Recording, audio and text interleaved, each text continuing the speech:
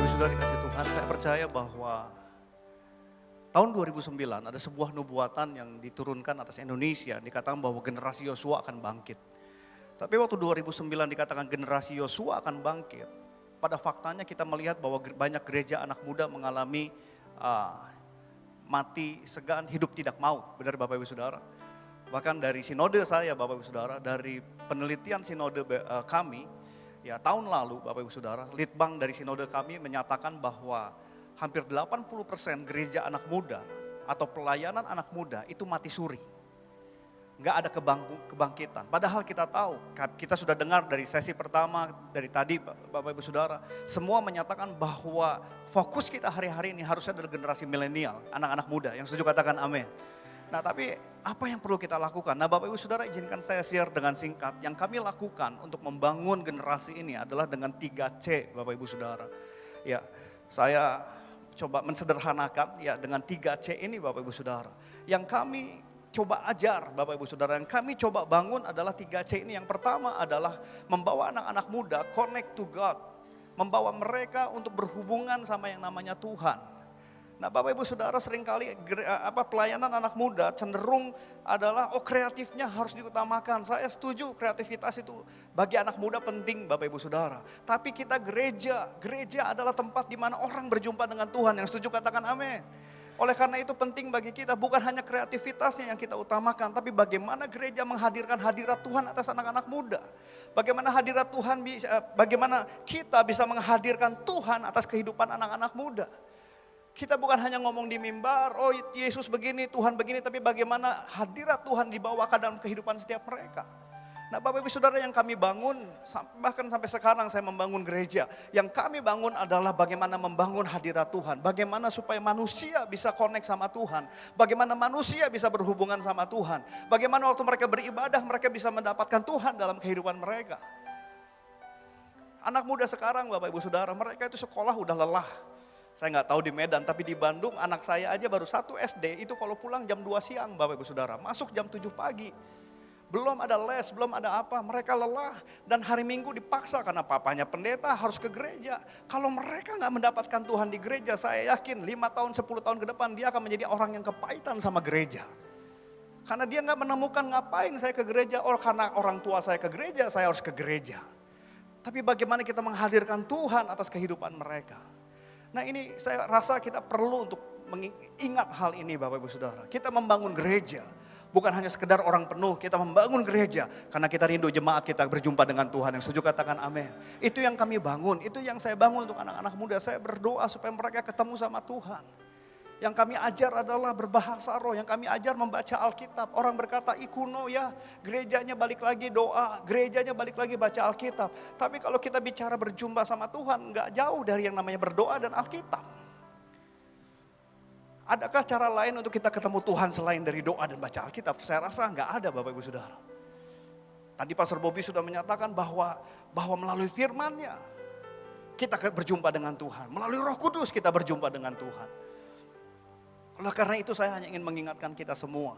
Pelayanan anak muda di tempat kami bisa mengalami pertumbuhan karena kami berusaha membawa mereka connect to God. Mereka berhubungan sama Tuhan. Ada sebuah kesaksian Bapak Ibu Saudara. Jadi ada seorang pasangan anak muda. Ya, mereka dari Medan Bapak Ibu Saudara.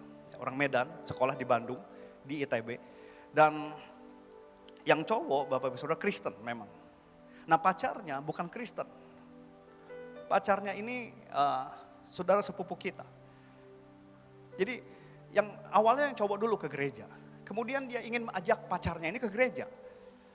Nah cuman kan gak mungkin gitu. Yang perempuan ini berkata, gak mungkin saya ke gereja. Gak mungkin saya bisa ke tempat kamu. Saya agamanya berbeda kok, kepercayaan saya berbeda. Dan kalau saya masuk ke tempat kamu itu dosa bagi saya. Tapi Bapak Ibu Saudara, tapi yang namanya orang pacaran mungkin dipaksa. Akhirnya datanglah itu. Pacarnya itu yang perempuan. Nah, sebelum dia datang ke gereja, dia sudah buat banyak pertanyaan mengenai Yesus.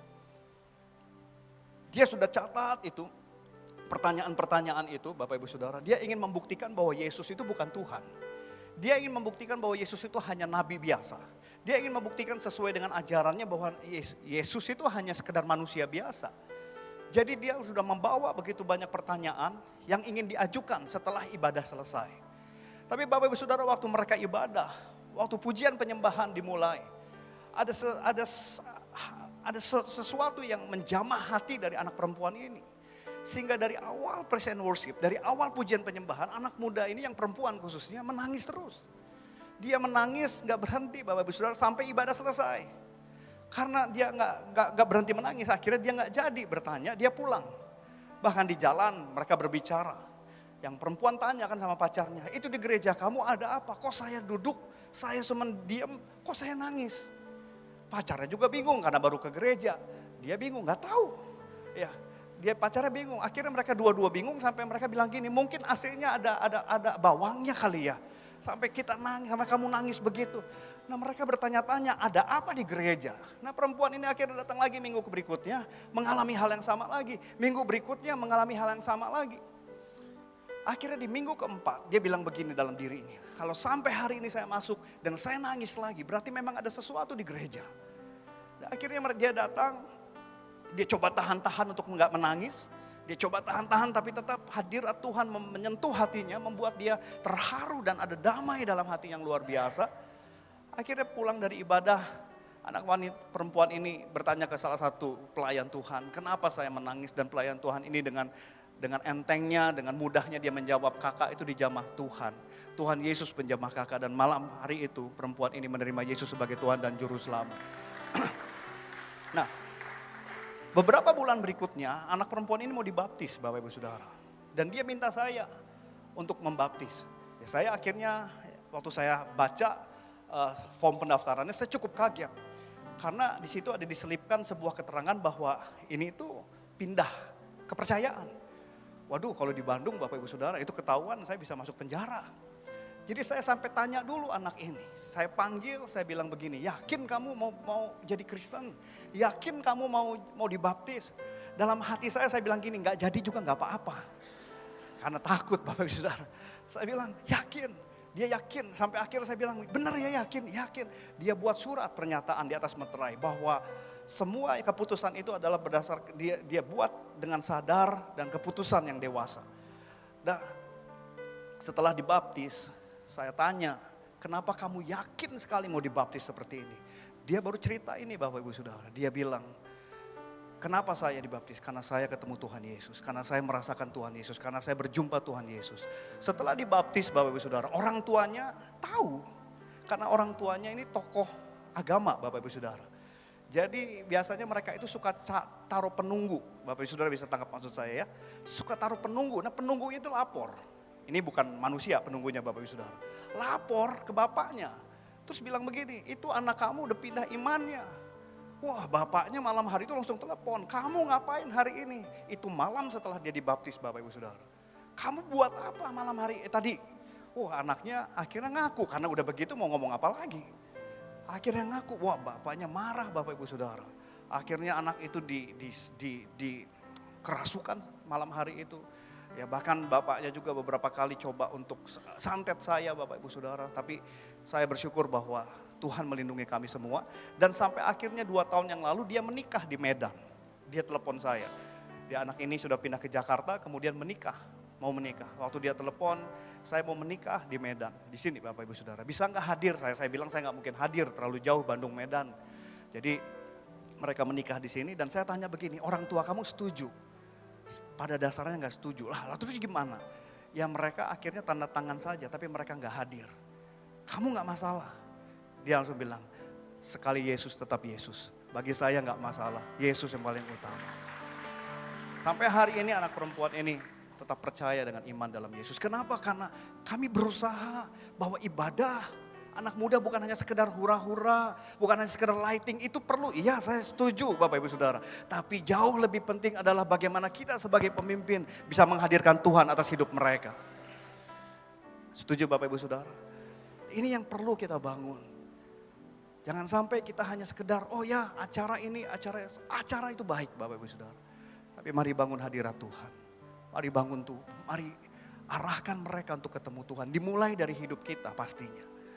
Ya, kita sebagai pemimpin, sebelum kita ngomong tentang kuasa, hadirat Tuhan sama anak-anak muda, seperti yang tadi sudah dipaparkan, mereka butuh bukti Bapak Ibu Saudara.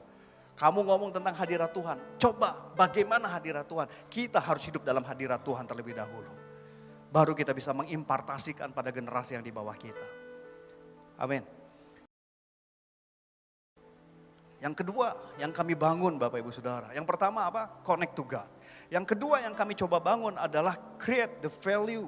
Kami coba untuk membangun nilai atas mereka.